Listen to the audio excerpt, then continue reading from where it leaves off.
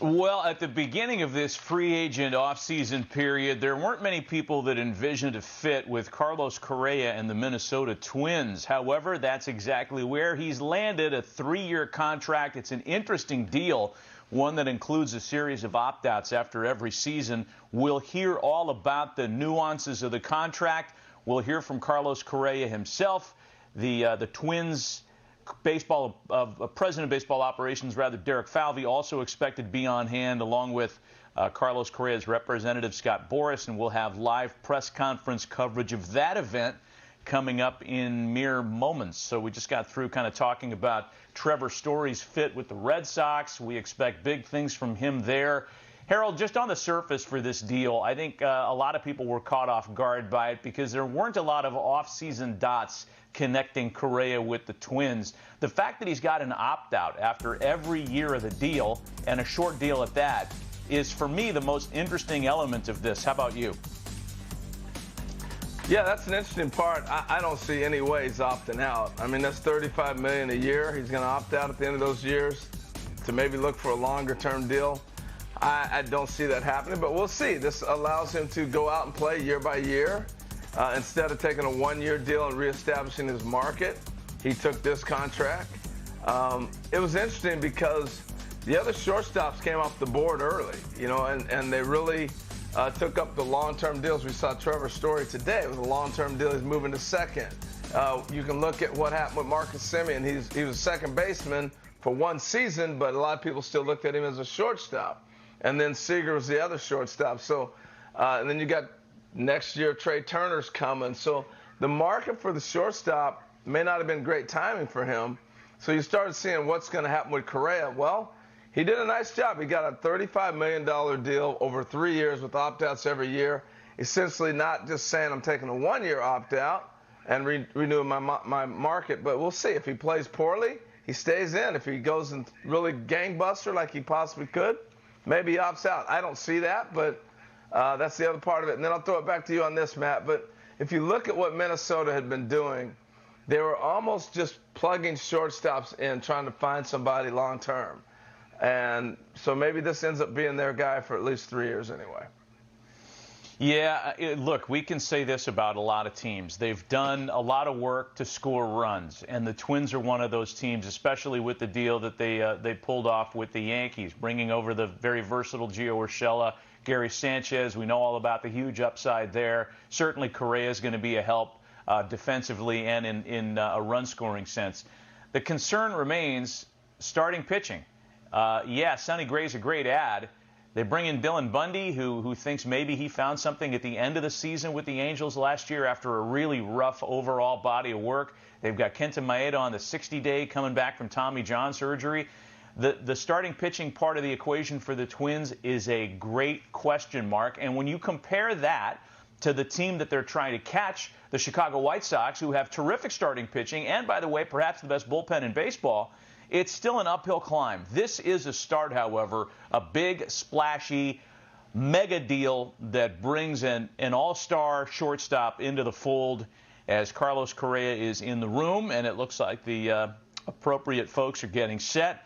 There he is with his agent, Scott Boras. He changed agents in the offseason, and it looks like the media is getting set. Looks like they're waiting for Derek Falvey to show up. Fort Myers is a very busy place this morning with press conferences on both sides of the equation, right? Yet the Red Sox share the facility in a sense. They're different facilities, but they share a complex with the Twins. We saw the Red Sox event happening on the field. Twins are in the clubhouse. Quickly on the pitching end, though, Harold, do you think the Twins are done? Is this the group they break camp with on April 7th, or is there something else happening there? I think they're going to need more pitching. I could actually see them being in that Oakland sweepstakes for making a trade. They've got some prospects. I think even looking at Correa's signing, they got the #1 player in Royce Lewis. What's going to happen with him? Is he a trade piece? So there's a lot of things that can happen to go get pitching, because they're going to definitely have to have pitching. What I find interesting, Matt, with Correa is the Twins are an interesting club. A couple of years ago, they were in the postseason. Last year, not very good. And all the winning he's done in Houston. It's hard to lose after you've been winning games. So this will be interesting to see how this whole things shakes out for him as he continues to go, because he was a true leader in Houston, pushing that club and being a big part of that winning. And we'll see how that translates here in Minnesota. I know the money's big, but losing is not fun over 162 games. Yep, interesting point. I think we have a, guys, do we have a projected lineup built for the Twins that we can take a couple of guesses as to where Carlos Correa fits in? Because, look, if you line this group up with what the White Sox have, and the White Sox are loaded, as we've talked about often this winter, from a lineup standpoint, Harold, this is a group that's every bit as good and competitive as what the White Sox throw out there. It's the pitching where there's a big difference. But I mean, this is a nice-looking group. You can make an argument that they're maybe even better off on the offensive side, but the pitching is the key. But go ahead, let's go to the press conference, Matt. Take us. Yeah, let's listen in. Let's listen in Fort Myers. For the sake of this press conference being streamed and on MLB Network, please state your name and your affiliation before you ask your question. We'll start with Derek saying a few words. We'll pass it to Carlos, and then we'll open it up for questions. Just to open this up, I spent a little bit of time with Carlos. I think I speak for all of Twins territory that we're very, very excited for what he brings to the table, not only on the field but off the field. So, Carlos, welcome. Welcome. We're excited. I'm going to pass it to Derek for some opening remarks, and we'll go from there. Thanks, Dustin. Appreciate it. Good morning, everyone. Thanks for being here on this exciting, great day for Twins baseball.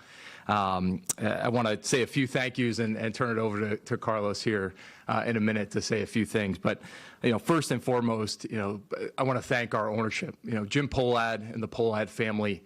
A momentous day like this, a significant contract like this with a player of Carlos's stature only happens with the partnership and support of ownership. And Jim Pohlad, our club president, Dave St. Peter, the Pohlad family have continued to invest in the Minnesota Twins in a way that allows today's day to happen, and I'm very thankful for that.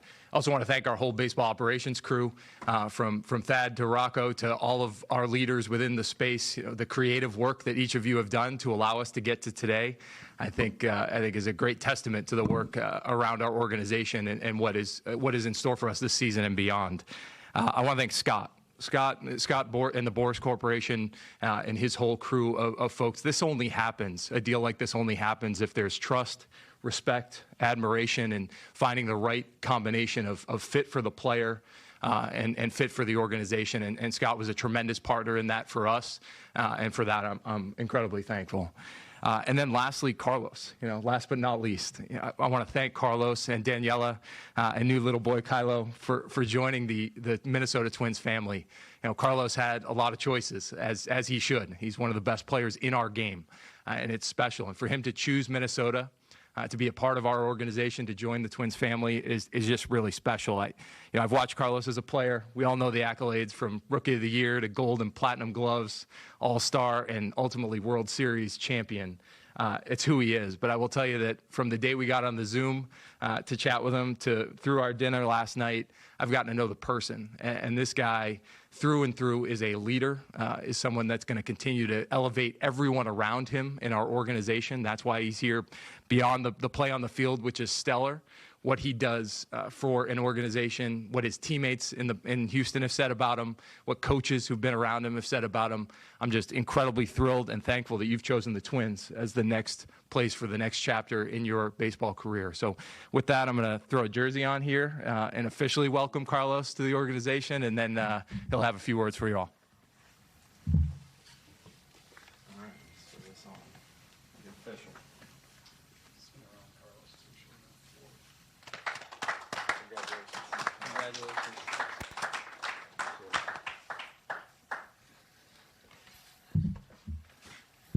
Well, thank you, Derek. Thank you, Dustin. I want to thank Thad and our owner for making this possible, right? I want to also thank my family, my wife. She's watching at home with our little baby, our little newborn. Thank you for all your support. To my parents, that they've always been there with me from the moment I was 8 years old. And I told my dad, hey, Dad, I want to learn English because when I get to the big leagues, I want to be able to speak for myself. And, as a poor family growing up and him working construction, he got an extra job so he could pay for that school and I could learn English. To Scott for making this possible. truly the best. And I'm super excited to join the Twins family. I'm here, and when we talked on the Zoom call, we only talked about winning, and that's what we want to build here. We want to build a championship culture. We want to move forward and win divisions, win championships, and that's my goal here. Make everybody around us better and just move forward with championship mentality. So thank you for having me. Super excited, like I said, and really looking forward to this new chapter in our lives. Questions? Mike Max from WCC Radio and Television. Carlos, the other day we were talking. You came into the clubhouse and you were greeting everybody there, and it was just kind of a natural leadership flow. And you visited with Rod Carew and the different players. Is it natural for you to lead because it was so obvious the way people gravitated to you and you making sure that you talked to the usher and the security guard that this was a very big piece of who you are in terms of your persona? What is Carlos Correa, the leader, mean? Yeah, for me, it's not like I come in and I'm like, oh, I'm trying to be a leader, or I'm going to be a leader. For me, it's, I just want to be myself. I just want to get to know my teammates. I want to get to know where they're coming from, their background. I want to know them as a person, because I already know the player they are, right? And I know the potential and the talent that's in there, but I want to get to know them as a person, and I want to get to know, what they want to achieve this year. And, if I can help them in any way with some information to get better, at the end of the day, that's going to be great for the team. And it's going to give us a big chance to go out there and win the division. Carlos, right here, Dan Hayes with The Athletic. This all came together so quickly. You've been with Houston your whole life. What did it take to get comfortable with coming to the Twins? It was pretty easy, honestly. Before this entire process of free agency, once the season was over, my wife asked me, like, how is it going to be if we ever leave? And I said, babe, what do we do on a daily basis when we're in the middle of the season? We watch movies, we go eat to restaurants, and now we take care of the baby. Every city in the United States has that. So wherever we go, we're going to be fine. And then when we put it into perspective and she saw it like that, she's like, well, I guess you're right. Yeah, so, whatever life takes us, we're going to be ready. We're going to be ready to go out there, help the team win. And I got to tell you, I cannot be more excited. Minnesota is beautiful. I've been there, and when Scott told me about the Twins, I said I'm in. I am Betsy from the Pioneer Press. We've talked about how quickly this came together. I guess for each of you, can you tell us what Friday was like, how hectic of a day, that was for you guys? Okay, I'll start, Betsy. I think, as we know, this has been an unusual offseason, all the way through. And so there have been different starts and stops along the way. But I can tell you that when we had a chance, we've obviously had some conversations with Scott about a number of players. When he expressed that this may be a fit for Carlos, and it certainly was for us, it went pretty quickly from there because, it was very clear Scott had presented that Carlos had real interest in us, and we knew who the player was, right? And we had done our homework beforehand. And when we talked creatively about the ways to make this happen, it was really seamless. Scott knows our organization. We know plenty about him and what he's looking for where he wants to place some of the players. And then when we learned Carlos, when we got on that Zoom, I can tell you within the first kind of 5 minutes, it felt like it was really natural and a really good fit. I think, when for Carlos, this is about performance and being optimal. And he had told me, he goes, these are some of the places I see the ball really well. And when he mentioned Minnesota, I went and looked up the data, and I said, well, he just has a very small 1,200 OPS over there. So we knew immediately when a player's that comfortable in a ballpark, we knew that there was a joint fit. And I want to thank Derek and Thad Levine and the Polad family for when these things happen and you're talking about the gravity of this kind of player, it has such a major impact. And obviously on the contract side, it's probably not a customary phone call every now and then to do things at the pace that we do them. But for me, when you have a player that can perform well, perform at his optimum, and you have a place that he's so comfortable with and familiar with, it just creates a synergy between the two that is the correct fit. And I know this, that all the AL Central You know, the Twins have a new explosive weapon, C4.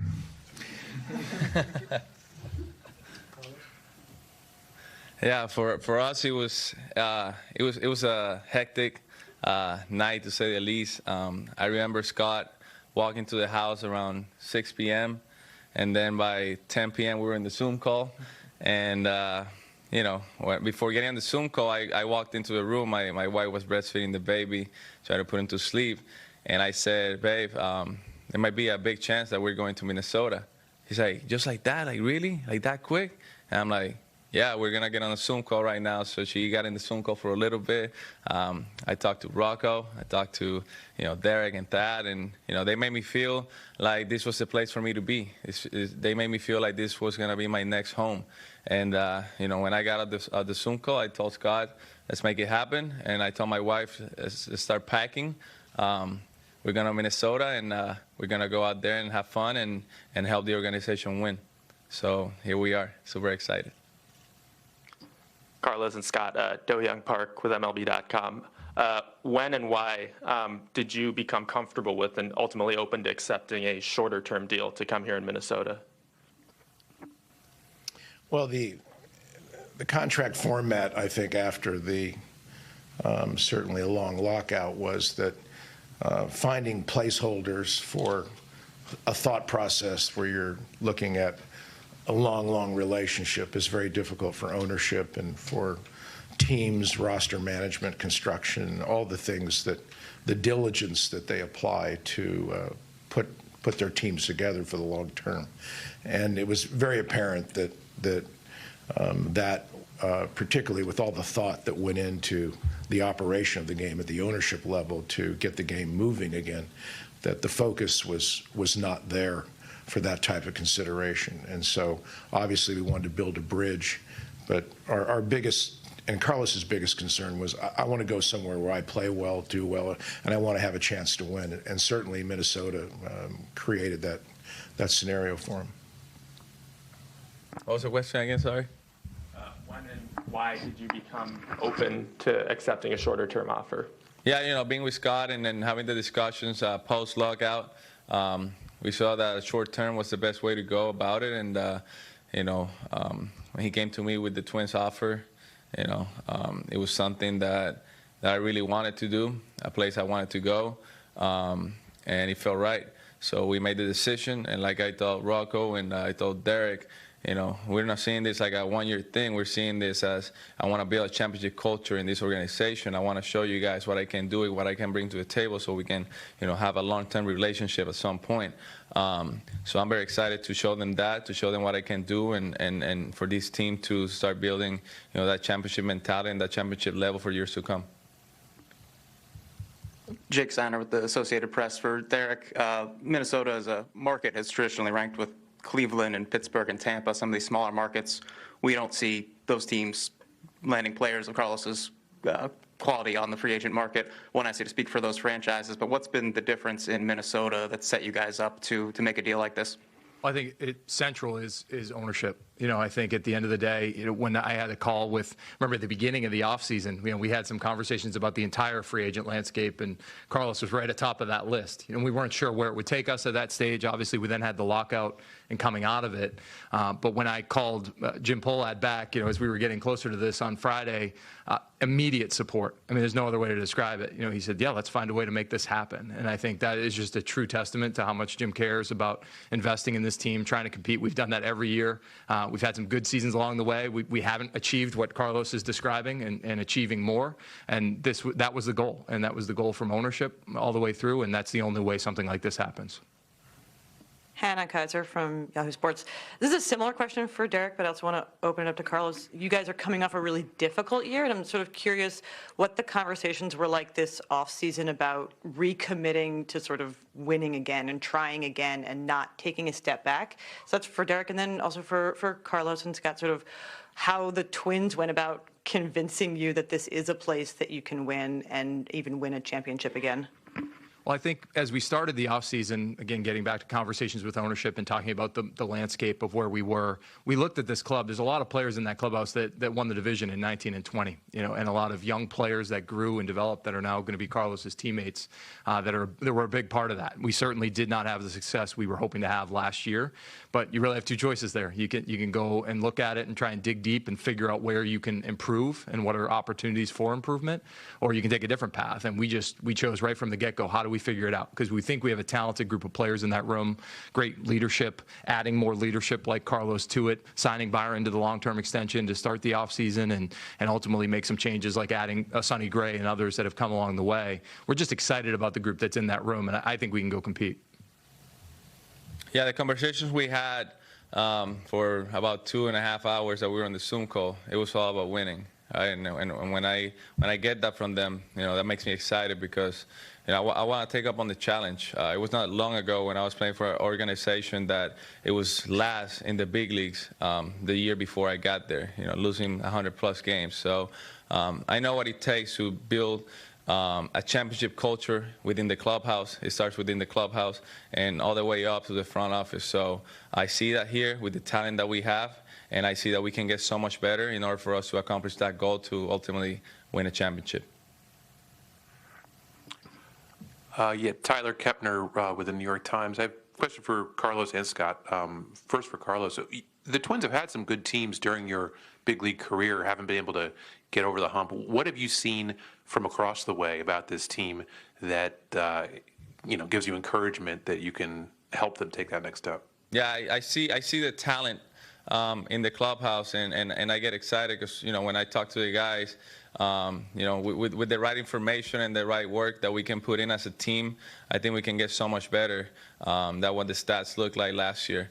And that's something we're gonna work out through spring training, through the regular season, and everybody putting in their work, everybody getting better every single day. We're gonna have a really good chance.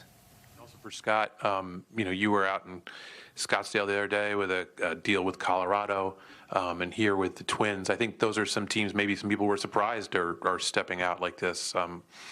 Are you seeing, or are you hopeful of seeing more maybe unexpected teams signing these big, landmark kind of deals, whether it's the new CBA or what? It seems like that's probably good for baseball. Well, I think ownership and everybody involved understand this is part of winning, that you're going to have in the middle of your lineup these extraordinary players. They're veteran. They bring a tone, a voice, a message to the locker room, because all the development that you do and you're drafting and you're bringing the players to the major league locker room, once they arrive there's a whole different language and message of the major leagues that comes from veteran players. And they all remember their moments, and they all remember their times when they first learned in a locker room what they learned from the veterans around them. And so it's a very, very important element to winning. And I think that it's rare that you have brilliant talents who are also great leaders and communicators, and when they are available, they're franchise changing. Hey, Carlos. You and Byron were drafted 1-2 in 2012. What have your conversations been like these last couple of days about being up the middle together there? They've been great. We've been having some really good conversations. We've been talking about defense a lot, and improving as a whole defensively this year. We talked about so many things, and I get to play with such a dynamic player, in the roster, and as such a great leader for this organization that the job it makes my job easier when you have a guy like Byron in your team. So he's extremely talented, one of the best players in the game. So I'm really looking forward to take the field with him. Jordan Schusterman, Fox Sports. Following up on the Buxton part, I think I see a picture up there of you maybe at a pre-draft workout from back then. Obviously, the Twins had the second pick. What do you remember about that process? Did you ever play with Byron in high school at any showcases? And then any memories of playing with him, or against him up through the minor leagues? Yeah, we actually played a lot, especially in high school, doing all the showcases and all the pre-draft workouts. I remember doing one for the Twins back then. And then in the minor leagues, low A, faced him when he was with Cedar Rapids. I was with Quad Cities. And then we were together in the All-Star game that year. And throughout the minor leagues, we've been playing against each other. And then eventually we made it to a big league. So, it's good to see him having the success he's having and, be finally part of his team. Jeff Passan, ESPN. On the Zoom call, Carlos, was there a particular moment that you knew this is the right fit? And same for you, Derek. Going into it, you thought this might be. Was there something that Carlos said that made you say, okay, this is the guy, this is it? Yeah, for me, it was just how the vibes I got and how they made me feel. Especially talking to Rocco and, hearing so many great things about him from all the players that play for him. I want to be on a place where I want to feel like I can communicate with my manager, and my manager's going to have my back all the time. And that's exactly what I got from Rocco. And, he's the guy I'm going to be working the closest with. So when I feel like I have a manager that I can trust, that I can communicate with, for me, that's just game changer. Jeff, I think for us on the other side, and we talked about it after the call, it was as much, we know the player, we know the quality of the talent. It was him talking about how he wanted to impact others and teammates and lift, as Scott said, lift others around him and impact our team. That's a special conversation. You don't have that every day. It was genuine. And even when Daniela got on the call briefly while she was trying to put the baby to bed, but got on, she wanted to know about the environment, and we talked about the resources around our team and what it's like to live in Minnesota. It just felt right then like the right fit. That was the moment. Phil Miller from the Minneapolis Star-Tribune. Carlos, I think for all three of you, actually, I think the supposition around baseball is that this is a one-year contract, essentially. What has to happen for that not to be the case? And Derek, how important is it to you that it not be the case?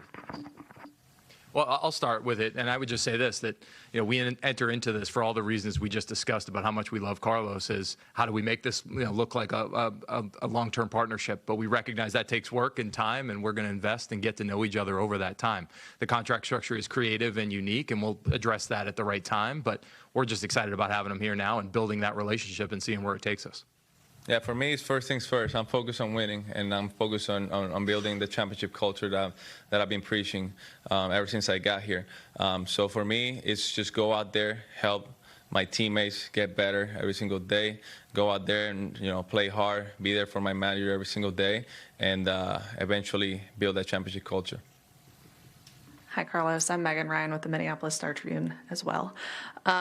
I was curious, I think that you were working a little bit with Royce Lewis yesterday. How important is it for you, or are you maybe excited for that opportunity to mentor like a shortstop of the future and work with him in that way? Yeah, super exciting because he reminds me a lot of myself when I was in the minor leagues, right? And, like I told him yesterday, there's some things that I know now that I wish I knew back then when I was in the minor leagues or when I was 20 years old. So I'm an open book. I'm here for you.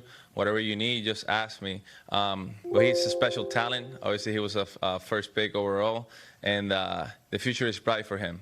He's a hard worker. I love his attitude, and I talked to him. We've built a good relationship in the few days that I've been here. We've been exchanging texts and all that. I knew accidentally I took his number. Roy, sorry.